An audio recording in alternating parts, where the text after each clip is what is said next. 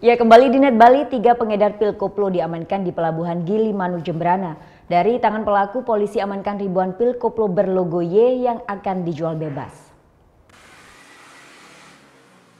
Jajaran Polsek kawasan Laut Gilimanuk amankan 3 pengedar pil koplo.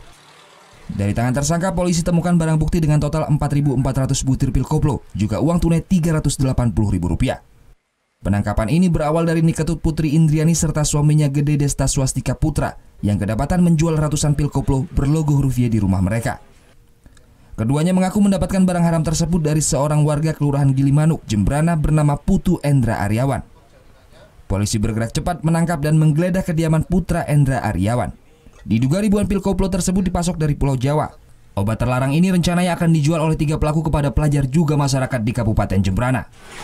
Dari pengembangan kasus ini kita mencoba ke Banyuwangi karena barang ini berasal dari Banyuwangi, namun kita belum bisa menemukan tersangka. Nanti akan kita kembangkan terus. Kemudian dari kasus tindak pidana yang kita tangani, kita kenakan Undang-Undang Kesehatan. Ada pasal 106 di mana setiap orang yang mengedarkan sediaan farmasi yang tidak sesuai standar seharusnya ini dijual oleh ataupun memiliki izin, ya, izin daripada petugas berwenang, mungkin di apotik atau kepentingan medis yang lain, tapi ini dijual oleh seseorang yang tidak berkepentingan.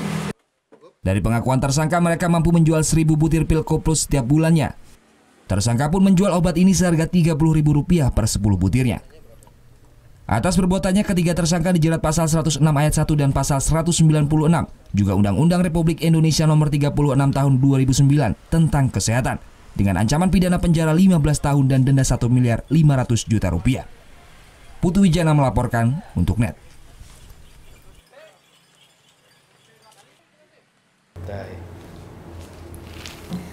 Udah selesai kan nontonnya? Nah, jadi jangan lupa buat like, komen, dan subscribe ya.